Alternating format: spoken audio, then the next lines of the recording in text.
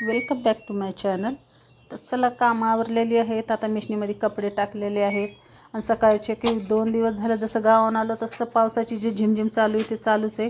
तर म्हणलं आधी तर सगळे घरातले काम आवरावं, कारण मला झाडाची कटाई करायची होती. येलाच्या फांद्या ज्या आहेत इकडं तिकडं गेलेल्या आहेत, त्याच्यामुळं म्हणलं आता घरातले काम आवरावून बाहेर जाऊन बघते तर काय पाऊस जे चिंब पावसानं रान झालं आबादानी म्हणले आणि चौकड पाऊस चालू आहे. तर चला आता बाहेरची तर कामं काय करणं होत नाहीत, म्हणून मग मध्ये आले झाडून वगैरे काढलं घराचं. आणि झाडून वगैरे काढून पुन्हा भरपूर असे कामं पण होते, जसं की आज ब्लाऊज कट करावं म्हणलं, कारण एक काम करायला गेलं की दुसरंच काम निघतं आहे. मला झाडाच्या कटिंग करायचे होते, पण पावसामुळं काही करता येत नव्हतं.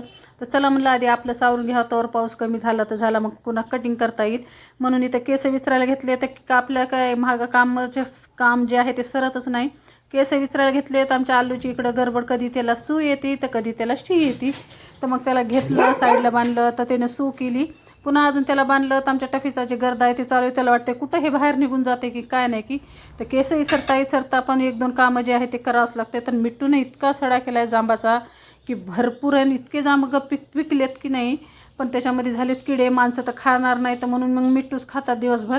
आणि अंगणात जरासं बाहेर गेलं की अंगणातला सारावारा करावं लागते. तर चला आता सगळे कामं आवरलेले आहेत आणि आता जे हे टाईम आहे ते माझा टाईम आहे, त्याच्यामुळं आता मी मस्त बसली आहे आराम करून TV बघणार आहे. तर आज सकाळचं रुटीन होतं असं. कसा वाटला ब्लॉग कमेंटमध्ये नक्की सांगा.